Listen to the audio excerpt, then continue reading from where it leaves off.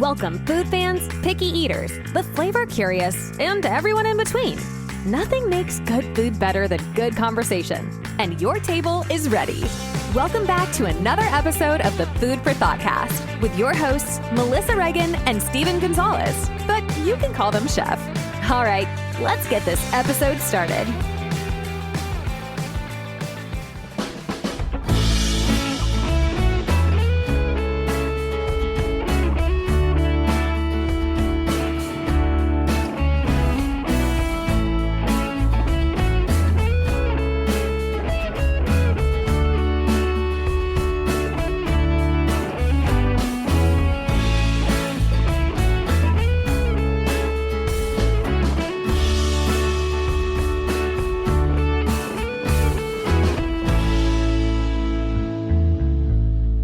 Hey there, food fans. Welcome back to the Food for Thoughtcast with me, your host, Melissa Reagan, and my co-host with the most, Chef Steven Gonzalez. What's up, my guy?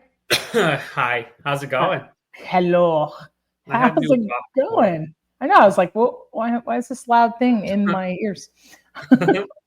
What's happening? Going? Hi, how's everything going? It's well. How are you? You know. How's your holiday? My what? Your holiday? Did you have my holiday? I just thought you said, how was my mole? And I was like, well, I didn't make any, but now I wish I had. No, it was great. It was peaceful and quiet and a little bit different this year. And I didn't have to buy anything for anybody, which was really awesome. How about yours? That's a lovely feeling.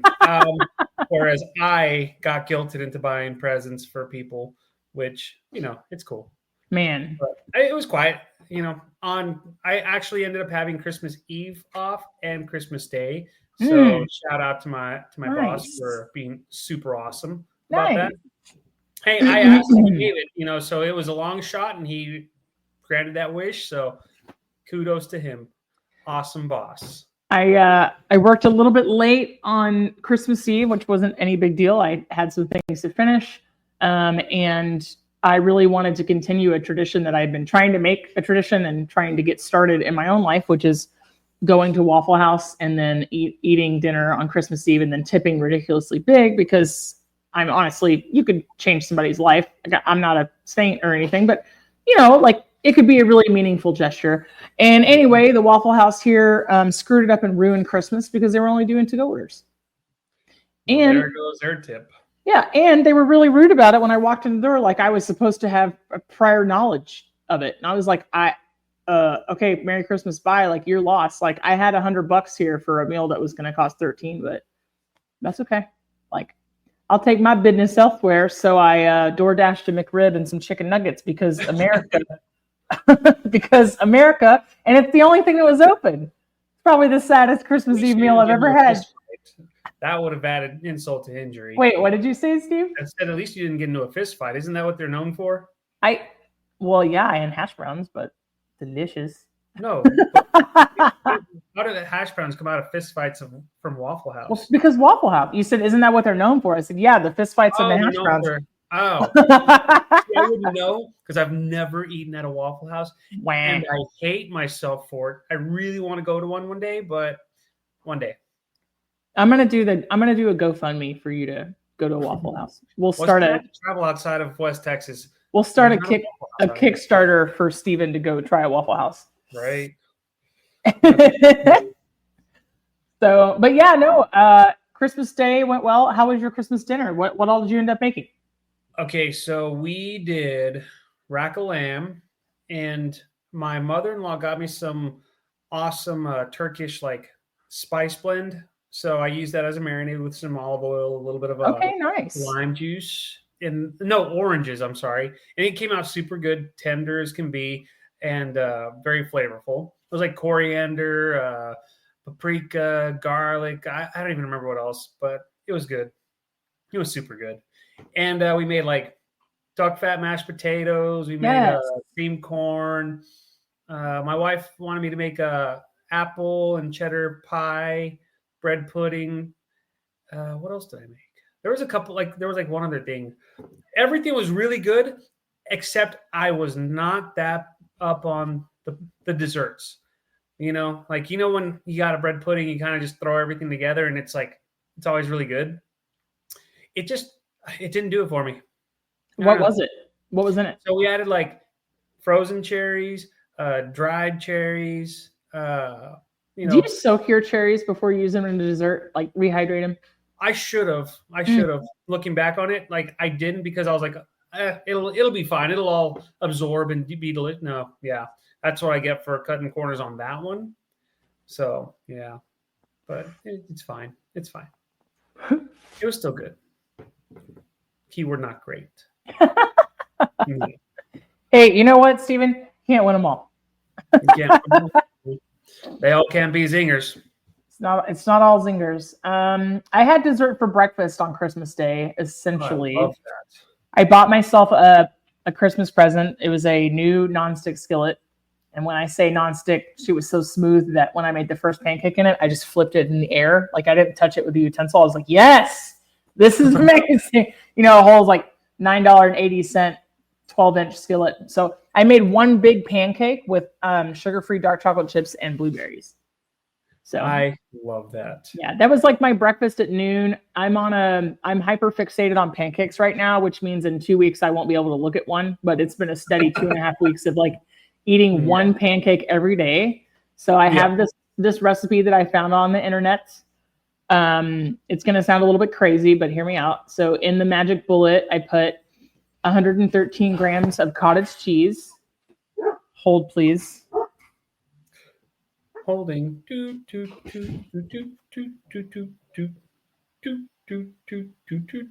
Whatever's in the backyard, the dogs aren't happy about it. So it's 113 grams of cottage cheese, 123 grams of egg beaters or liquid egg or egg white, like whichever, pick your thing, right? And then 50 grams of oats, sweetener of choice, and I put like hella cinnamon in mine, blend it until it's completely smooth. And it basically makes a pancake this big that ends up having like 37 grams of protein in it. Oh, wow.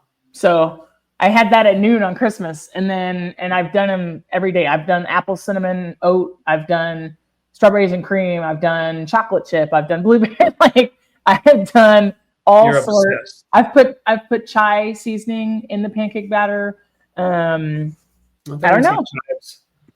Chives? Oh, gross. I mean, savory pancake. It was like the scallion pancake, sure. But no. No, it's been all about like this. It feels like a naughty dessert for breakfast or lunch or whatever. And so it's really good. And it's getting colder here. So it's nice, stick to your ribs breakfast, like a big pancake.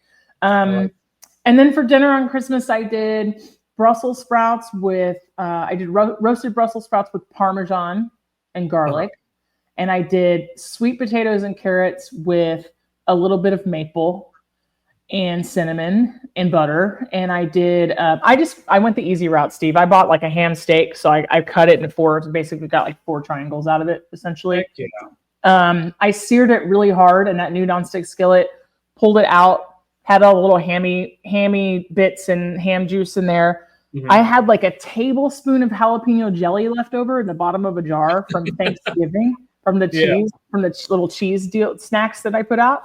And so I hit that, little bit of butter, little brown sugar, little soy sauce, little maple, made a sweet and spicy glaze, put the ham back in it. It was phenomenal. It was we also had really good. I forgot about that. It was really good.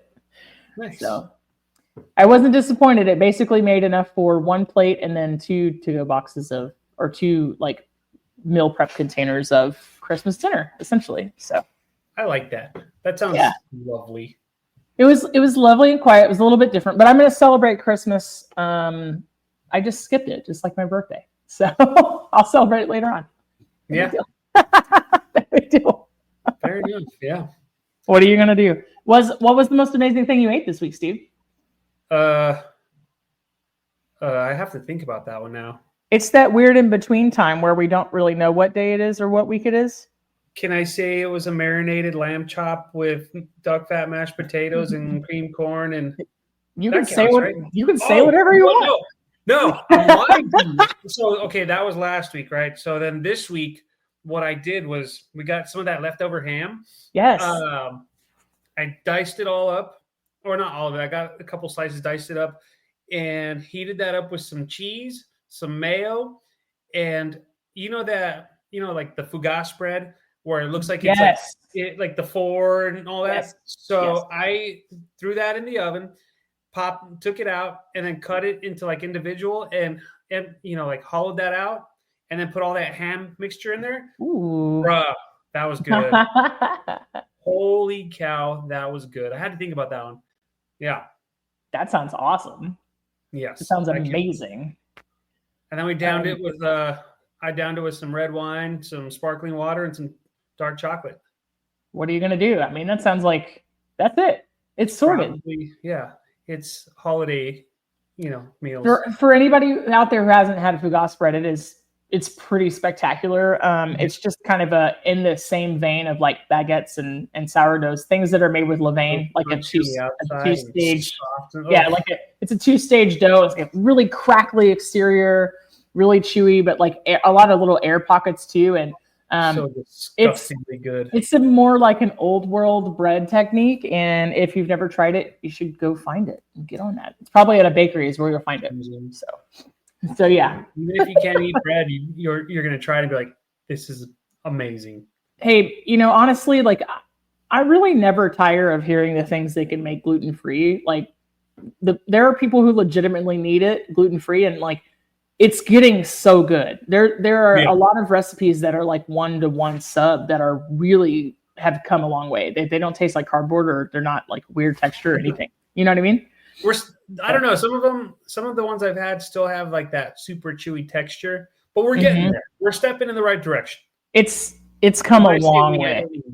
Yeah, I mean, people are. It's come a really long way. What about you? What's the most amazing thing you had?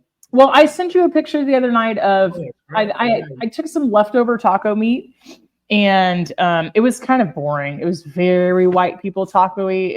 I made it in between grocery runs. So it was essentially like all I had was leftover salsa, cumin, chili powder, and onion, garlic, salt, pepper. And I did it in the crock pot. It really didn't have enough flavor for my liking. So I took all that juice from the crock pot and reduced it down as far as I could until I thought it might become salty, and put the meat back in there, and then froze it to use for assorted things. And so I had done kind of like a sheet pan nacho, but like on home fries. So I home fried little cubes of potatoes, and then put the meat, the cheese, black olives, and jalapenos on top, and did it under the broiler. And then I ate it with like street taco tortillas. So like little baby tortillas. Nice. And that was pretty good, except that I get really bored sometime after I eat something for the second time. So I had it for dinner and lunch, and that was it. So today I took all the chicken and potatoes and put it in a pot of chicken broth, added cream cheese, corn, and jalapenos to it, and made like spicy chicken corn chowder. Not disappointed. So that was the most amazing thing I had this week. I had a bowl the size of your face. I had it for dinner today, and it was phenomenal. So that's a pretty big bowl, because I have a pretty big face. Pretty big bowl. Yes. Yeah. I don't know what these bowls in this set of dishes are for, but I can tell you that it's not intended for soup or cereal. But that's what they get used for, because there's no good in between. I feel like the bowls that came with the dishes for the cereal are like maybe a cup and a half, which is not. Yeah. They're like really cute, but I'm like, this is for condiments. Well, sometimes these things happen, and now you have background commentary from unannounced guests. Sometimes I just hope it's a bear in the backyard to make it worth whatever amount of noise. Yeah, right. You're going to hear bark, and then you're going to hear squealing or whimpering. Because I know dogs don't squeal, but I would imagine if I was a dog trying to go up against a bear, I would squeal. Like, what are you doing? What is the problem? Go away. That's starved for attention over here. That's why I'm in a secluded room where dogs cannot bug me. Well, my dogs own this. My dogs own this house, and I get to live in a couple rooms of it, so there's no seclusion. They're always a welcome distraction. Always. True story. Hey, but anyway, Steve, guess what we're talking about today? Huh? Christmas dinners from around the world, my guy. Okay. Yeah. Last year we talked about After the Christmas. I love it. we talked about the foods from Christmas music and Christmas lyrics and Christmas literature, but I thought it might be fun, even though Christmas Day has technically passed. If you observe a 12 days of Christmas, like a bunch of people do, we're still in Christmas time. So it's that funky space between Christmas Day and New Year's, like I said, where all meals are cheese and nobody knows what day it is. So yeah, I thought it would be really fun to kind of explore what goes on in other countries as far as Christmas dinner is concerned. And I have a handy dandy list here. It's like 19 places, so not expecting anything super deep, but I think we can get some fun out of it. Okay. Tell me about it. Let's number one. All right. So these aren't in any specific order, but the first country listed is Mexico. Can you guess what Christmas Better dinner? not say tamales. It's tamales. I am very offended. I know so many bad jokes about it because I myself have heard and said those words many times. Well, it doesn't change the data. It's still a common Christmas Day meal in Mexico. So yeah, no, it's called a tamalada, and that's where, you know, like everyone in your family gets together and they make tamales, and it's a magical time. I only know this from experience because every December, someone on my dad's side of the family would get a deer. They'd grind it up with some pork meat, and all the ladies would be in the kitchen making. Oh, that sounds so good. Dozens of tamales, and it was magic. It sounds so amazing. And I would eat them with ketchup because I was 5 years old. I still eat them with ketchup because I'm 5 years old at heart. But yeah, no, I can totally remember that. And then we would go home with so many tamales as well. And my grandma would spearhead that entire thing. And all the ladies, all my aunts and my mom and everyone who was there, they would all just fall into line and make tamales. I never saw it myself because I was too busy watching TV with my cousins. I love it. I love it so much. As I scroll through this list, Steve, I see that turkey is mentioned a couple of times. And so I wanted to share something interesting that I learned this week. I always listen to a variety of podcasts, but a couple that I listen to are put on by the BBC. And the Food Program podcast did kind of an introspective about Charles Dickens and the food that he made popular through his writings, including Christmas Carol and Oliver Twist. Okay. And so they talked about how it's really hard, as you might imagine, to like herd and raise geese. And so geese were this, bird that you could hunt fairly easily, but there wasn't any sort of animal husbandry. And so turkey didn't really become popular throughout other countries besides the United States until the Americans really taught kind of that area of livestock education about how to streamline that process and kind of domesticate the birds, as it were, raising turkeys and chickens. So I thought that was super interesting. And they said that they had quite a few setbacks as they tried to do the same thing with geese, and the geese were like, F off, we don't do that. So I don't know if you've ever seen a goose, but you ain't tell them what to do. So, I don't know. I just thought that was wildly. They're their own boss. So through the ages, it went from geese. Usually in the United Kingdom, a typical Christmas dinner would consist of something like, I am so sorry. Does anybody want to adopt 2 dogs? So did they eventually move over to duck? So it could have been duck. It definitely would have been geese. Sometimes the meals consist of prawns, which for anybody who doesn't know, that's what every other country calls shrimp, except for us. Mincemeat pies, and then roasted turkey. Nice. And so, but they would sometimes they would flavor their whatever kind of fowl that they were going to use with sausages, whereas Americans will do herbs, stuffing, bread stuffing, or citrus, lemons, oranges, the like, right? But yeah, and then they would roast it on a spit And so kind of the old saying would go that the goose would be complete. The goose was done cooking when the steam would draw toward the fire. You can't roast birds over a fire because it dries out and it's too hot. So you would just roast in a spit, like kind of catty corner facing the fire. And you knew that the bird was done when the steam started to go back toward the fire. Interesting facts that nobody cares about with me. I'm intrigued. I'm always intrigued by where our food comes from. I think it's incredibly fascinating. Let's go over to Greece. Can you guess what they eat in Greece for Christmas dinner? I would imagine a lot of lamb. Lamb. Ding, ding, ding, ding, ding. Because I love lamb. I love lamb so Everyone much. knows this. So much. Greece also has a similar tradition to the United Kingdom.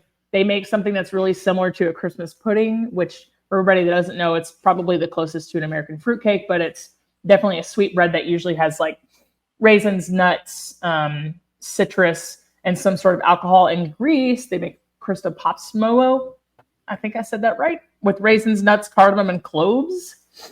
And besides the lamb, Steve, they also do brined pork stuffed cabbage rolls. I would crush that really hard. I think so too.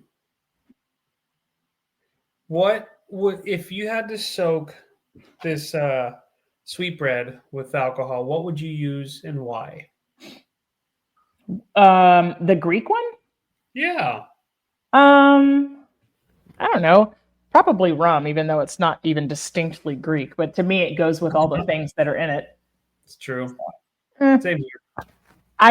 Same here. I would venture to say that I'm like, I don't know if what do we think that they soak it with is like ouzo, because that's a really traditional Greek liqueur, but it's so heavily anise flavored that I'm like, does that go in dessert? You know what I mean? Yeah. So. I wouldn't want to do ouzo either. I wouldn't want to do it, but if that's what they use, I'm not going to tell anybody that their tradition is wrong, but I'll just choose not to participate because I hate licorice. Same. Yeah. I agree. Yeah. What about over in France? What do you think? Foie what do you think gras, for Christmas Day? escargot, Oh my God. baguettes, cocalie, poulet. I give up. Kazoo type. Common dishes include for the Christmas holiday in France oysters, prawns, and lobster. Oysters, prawns, and lobster. Yeah. Sign me up. I like all that stuff. I kind of like all that stuff. What about Germany, Steve? What do you think? Schnitzel. They eat lots of schnitzel for Christmas. So they do potato dumplings, which is, Spätzle. No, Spätzle isn't really a larger. Yeah, it's not. You're right. What are we thinking of? It's kind of it must be closer to pierogi, even though pierogies aren't German. Yeah. What's Hassenpfeffer? It's rabbit. Rabbit. I don't think. Well, so it says duck, goose, or rabbit. Yep, as the main course for the Christmas dinner, and then the sides are things like sausage stuffing, potato dumplings, and red cabbage. Okay, I'm about that. And then they eat stollen. Do you know what stollen is? Stollen. No, what is it? It is a long, flat, sweetened bread. So if you think about stollen is to Germany what panettone is to Italy. It has it's a little bit drier. It has dried fruits in it. It's for the holidays. Yeah. So, close to our gingerbread, but much less sweet. I would still soak that in a lot of alcohol. I would probably put whipped cream on it. Just rum. saying. And rum. All right, let's go over to Poland. So Christmas Eve dinner is their kind of main event for holiday dining. They have a 12-course meal that includes classic Polish dishes like borscht. You know what borscht is, Steve? Yeah, that's like a cold red cabbage soup. No? Yeah, and beet. There you go. But I thought that was Russian. I think it's kind of the Eastern European area all has claim to it. They do mushroom soup. They, of course, do pierogies. And they do poppy seed cake. So all part of their 12 courses. I'm sure that there's some fish in there as well because they like things like herring and the like, right? Yeah. You like cold soup a lot more than me, I think I remember. Do I? Maybe gazpacho, but that's about it. Vichyssoise you mentioned one time? You don't like it. I'm not a big Vichy's. I mean, like, it's got to be hot. You know? I don't know. To me. Like I said, gazpacho is like the only one that I can tolerate cold. Everything else, I'm like, I prefer it hot. I like gazpacho, but I like it in a very, very traditional Spanish style where it's not very tomato heavy. Probably has more cucumber and kind of more bread and olive oil than anything else. I don't really like kind of like the V8 American version is really gross. So, what about Austria? What do you think? I am dumbfounded. What would they make in Austria? So, for everybody who doesn't know Austria specifically, you may recognize it from the movie The Sound of Music. So, soccer tort. You remember soccer tort that we made in culinary school? Yeah, I do remember that. Yeah, so that's a chocolate and apricot flavored cake that originated in Vienna. That is a traditional Christmas treat there. It says that in recent years, roast turkey has grown popular, but one of the most traditional Austrian Christmas menu items is fried carp. Have you ever eaten carp? Can't say I have. I would though. It tastes similar to me. It tastes similar to like a freshwater sand bass. But I remember going fishing as a kid and having people tell me like, this isn't for eating. Like, that's a very American attitude toward a lot of food, right? Like, we don't eat this; it's trash. Whereas everybody else will use it, you know. like we don't eat carp; it's not good. Well, a lot of places do, especially over in Europe. So nice, yeah. Czech Republic does as well.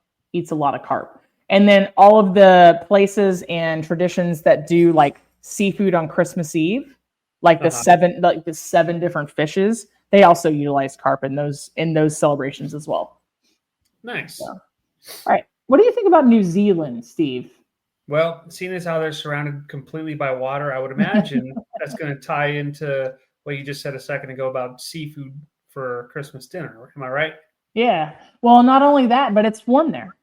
It's on the other side of the hemisphere. On the other hemisphere, as it were, right? It's summertime during Christmas. Yeah, I kind of wish it was summertime right now. And for anybody who is watching us on YouTube, I'm wearing a full beanie and a puffer jacket because even though I'm in my dining room, it's freaking cold in here. So I'm right by the window. It's cool. So, we're supposed to get an Arctic front tomorrow, so we'll see what happens. What was the high there today? 79, 80, something like that. The high here was like 60, and then the low will be in the 40s. So I walked the dogs today while the sun was out, and I was like, "Yay, sun!" And then like 4:50, the temperature started dropping. I was like, "Oh God, it's so cold." That happens. Yeah, it happens. So yeah, they grill seafood and they get outside. They grill seafood, things like fish and shrimp. So sometimes ham, but they say mostly seafood, and they usually have a barbecue for Christmas lunch. So I'd be about that. Yeah. Sure. So that's Australia. Australian. They're right. They're neighbors. I'm sorry. I'm sorry, Aussie Nate. Please say that you'll keep listening. Oh God. In Italy, they have the Feast of the Seven Fishes. It is a famous Christmas tradition. And it consists of a 7-course menu, most of the time eaten on Christmas Eve, featuring things like carp. There we go again with carp, octopus, clams, mussels, even fried eel. And then they reserve the final courses for classic Italian desserts like panettone or homemade tiramisu. Can we go to Italy for Christmas this year? I want to go really bad. So let's do it. Yeah. I don't know if I want to be in an airport around Christmas time, but at some point, yes. Yeah. What do you think makes Costa Rican tamales different from Mexican tamales? Any guesses? Plátanos. Yeah. Banana leaves. So in Costa Rica, they also do tamales at Christmas time, but it is on banana leaves instead of corn husk. The main I was difference. just a shot in the dark. I am like doing pretty good today. I really am. Steven, you knew it. You already knew it. It's all I'm good. from Costa Rica. All I know is like they got a lot of plantains and like it's jungles and stuff. It's beautiful over there from what I Right understand. on.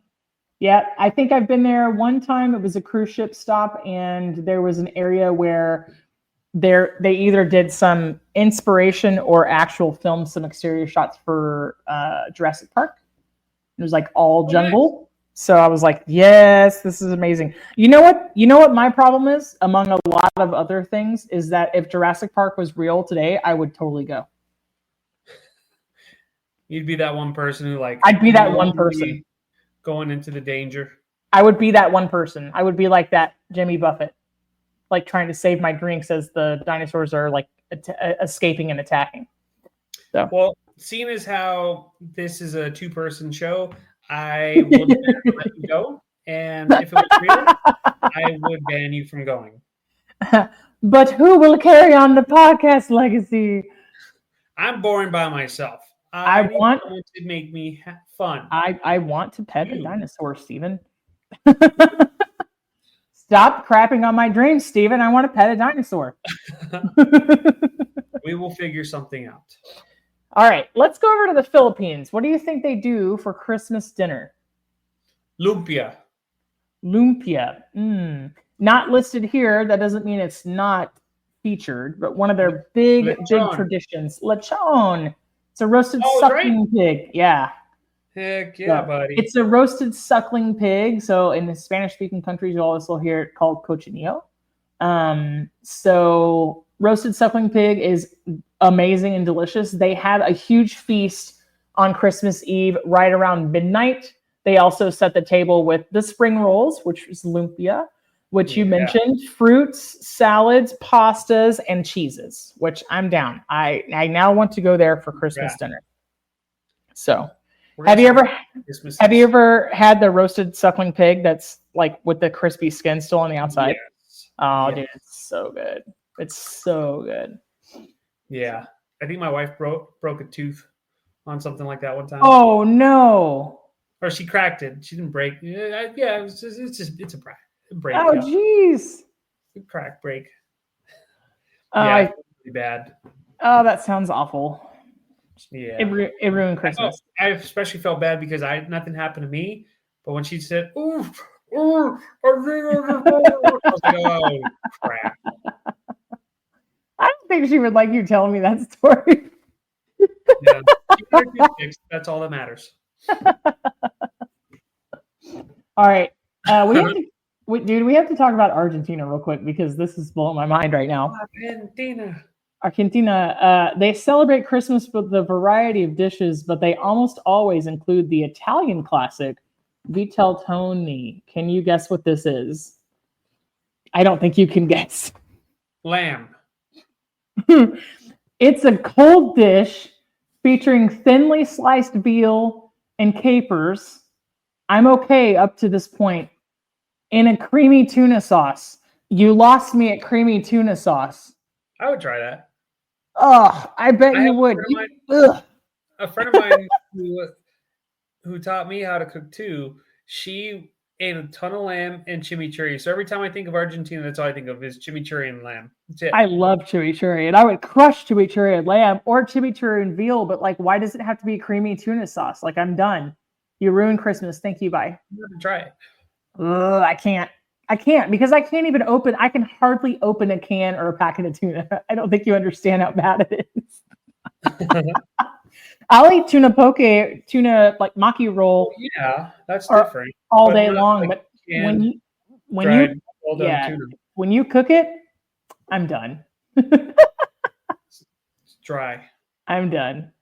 All right. So all the countries that are Eastern Orthodox, like I mentioned, the 12 days of Christmas and whatnot, when you start getting into different religious traditions, calendars, you'll find that some places celebrate Christmas on a different day. So when we go to a place like Armenia, they celebrate Christmas on January 7th, and their traditional dinner is a huge pumpkin that's only eaten on Christmas, and it's stuffed with rice, raisins, nuts, and honey, and then it's roasted until it's golden brown.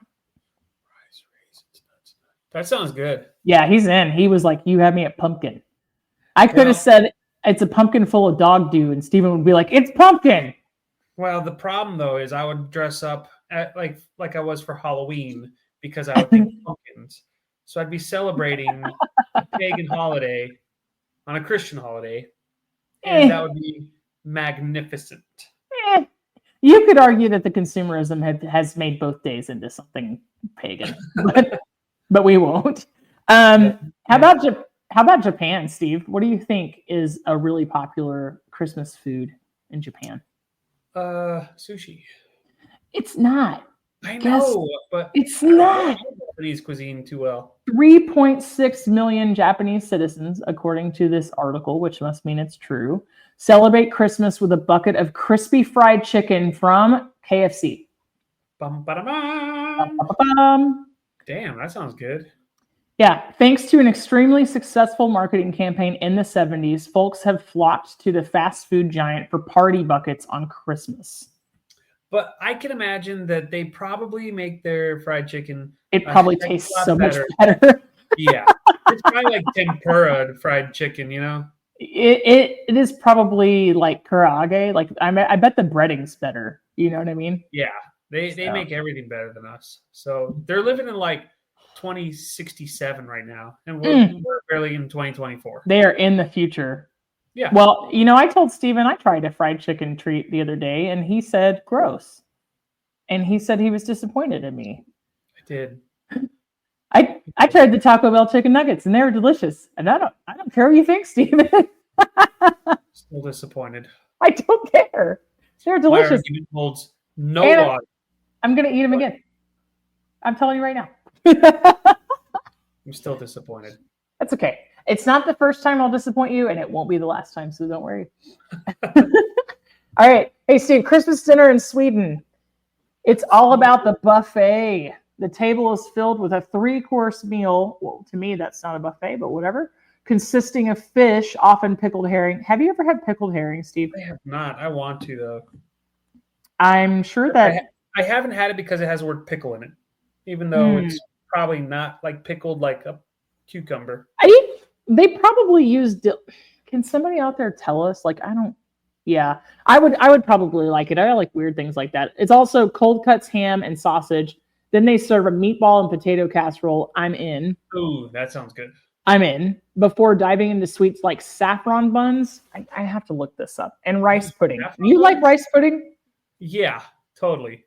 Okay. Do you like rice pudding hot or cold? Either or. I can take it or leave it. Okay. Either way. Do you like raisins in it or not? I've never had it with raisins, so I can't say no. Okay. All right then.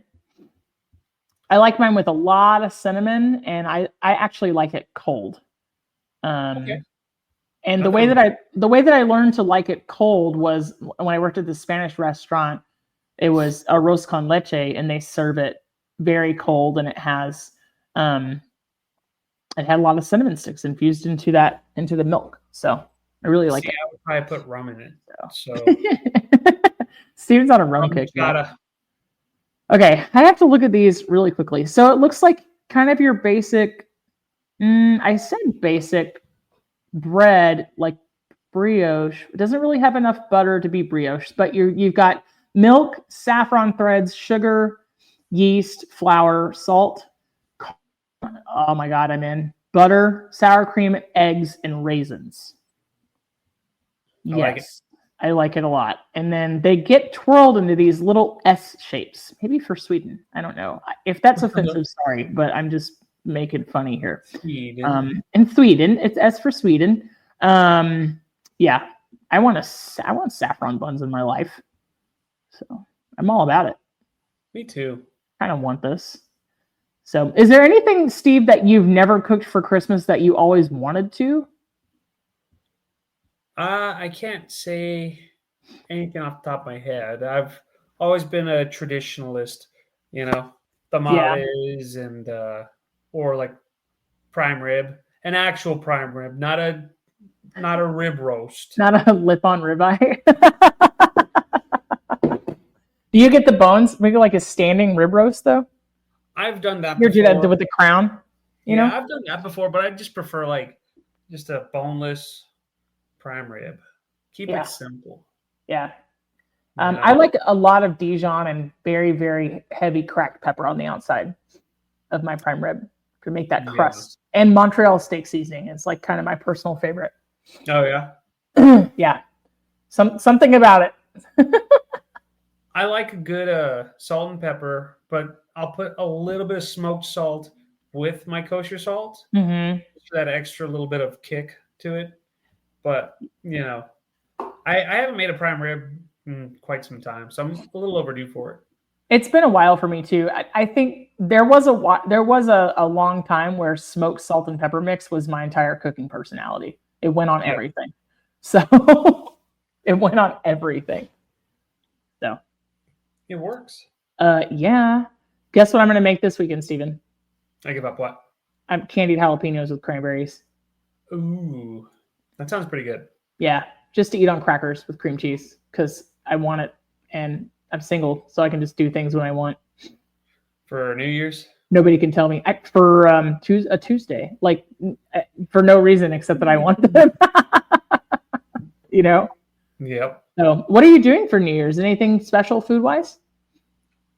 I don't know. We're going to a friend's house, but I have to work on the first, so I can't go too crazy. Yeah. So we'll probably. I bought a little leg of lamb, so we'll probably cook that up.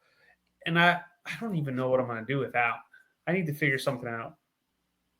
Nice. Probably just be a good roasted leg of lamb we'll get naan bread. We'll go hang out with some friends. Yeah, that's what we'll do. Fun. That's fun. Yeah. What about you? I have nothing planned. I'll eat this soup tomorrow night, and I work on New Year's as well. So I work at close on New Year's, but I'm still not going to do anything wild for New Year's Eve. So I doubt that this bustling metropolis, aka small town America that I moved to, has anything thrilling for New Year's Eve. No offense, but also shade thrown because there ain't nothing here. So yeah, I don't know. I don't know what'll happen. So the day's still young. the day You never know. I'm sure it'll be just the same as any other time I go from an open shift to a closed shift, where almost 40-year-old me goes, yes, I get to sleep in. That's it. You wake up at like 6:01. Yeah, and then I wake up at like 7:30, and the dogs are like, walk us, and I'm like, I hate everything. I'd be like, you can take yourself on a walk. Come on. For the next 10 days, the lows go all the way to 24. Very nice. Yeah. I think ours is like in the 30s. So nothing too crazy. So, of course, we'll be making some warm food, some menudo and some, I don't know what else, but let's see, 34, 38, 33, 43, 44, 31. Not quite in the 20s. I'm really been in the mood for pot pie, so I think that's what's going to happen next. Nice. Yeah. I'm ready for it. I expect you to make a pot pie and show me what you did. I'm not as brave as Steven is, y'all. Steve makes all this really amazing cooking content and puts it out on the internet. And every once in a while, I just send Steve a terribly placed, really poor lighting photo of whatever I'm eating, and it's usually half eaten. And then I go like, look at these thing I made. And he's like, that's cool. So yeah, that's where we're at. Magnificent, and I want to eat it too. High praise from Steven is if he texts back, I'd eat that. Yeah. Pretty much. So I don't know how to respond to that. Like, no, it's not like an insult. I'm just like, no, I know, but it's like, how do you, like when someone tells you something and you respond like, okay, that's a crappy photo. Yeah, but, like it's like I don't know what the right words to say to be. You make food content, so I half expect you every once in a while to be like, "Is that the best picture you could take of this?" The quality of this picture is exquisite. Can you turn the overhead light on in your kitchen, you moron? I can taste every single morsel just by looking at this half-lit photo. I have the world's oldest iPhone, and it's still kicking. And I keep insisting that I don't need to replace it because it does what I need it to. But I get a lot of crap about it all the time. And especially if I have to take photos of food for work, they're like, can you buy a different phone? I'm like, no, I'm not. Like, we're going to start a new page for you to get a new iPhone. Like I own this phone. So the bill costs me like $70 tiny every month. Like, I own it, not even leasing. I just bought it, you know? So I have bills. You can own it if you steal it from someone. Technically, then it would be you'd be the owner of it. If we're playing white elephant rules, if it's the second time it's been stolen, then you really own it. It's frozen. Right. That apply to life. From a negative to a positive. Silver linings, y'all. Just talking about Christmas stuff. Steal something twice and it's frozen. Just don't do that. Never mind. I'm just kidding. So. Exactly. Steven, what are you cooking after New Year's Day? Does your schedule kind of go back to normal? You have any travel on the horizon? We will be going to South Texas to the border towards the end of the month, going like into February. And so we'll go hunt, hopefully, which maybe, no, it's not even deer. I think I'm going to miss deer season, so it's fine. We'll just go hang out, see what the big hubbub is down in the valley where I'm from, where I grew up. Nice. So, nice. About it. Is there any place that you have to eat while you're down there, or is it all you're at family? It's in San Antonio, man. That's where I got to go. So there's that. There's nothing that you have to hit while you're in San Antonio, though? Like, if we're going to San Antonio, we have to eat this. Depends on the day. Okay. If it's a weekend day, then we got a Golden Walk because they have the best dim sum ever. Yes. If it's just like a regular day, Pacific Moon because they make really good food. Yeah, those are my two. Freddy's Frozen Custard because I don't have it out here. The huge. Yeah. I will drive and eat a burger, stuff my face while I'm driving. Don't care. What about you? Any travel plans? Any post New Year, new me meals? Yeah. Oh, there's no new me. None of us is promised tomorrow. You should make the changes you want every day. No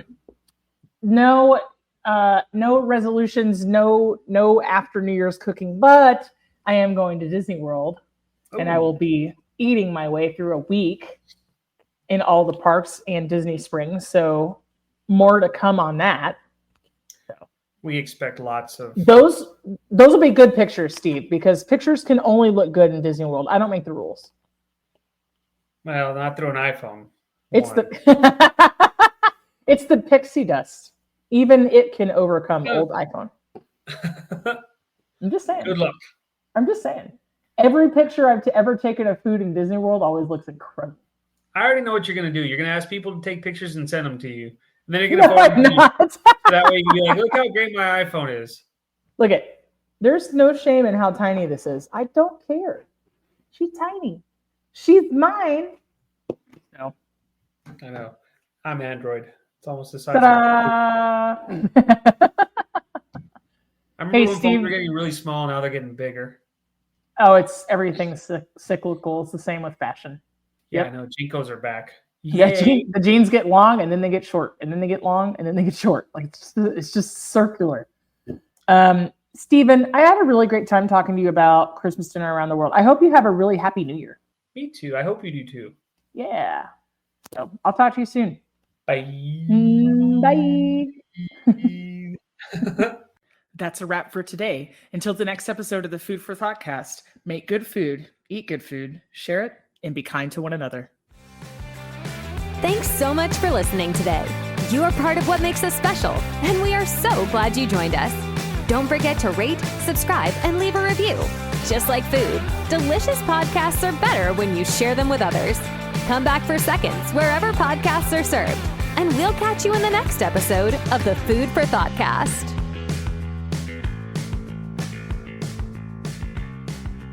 You can find us on Facebook and Instagram at the Food for Thoughtcast or at www.foodforthoughtcast.com, where you can link to all podcast players, or you can send us an email at foodforthoughtcmc@gmail.com.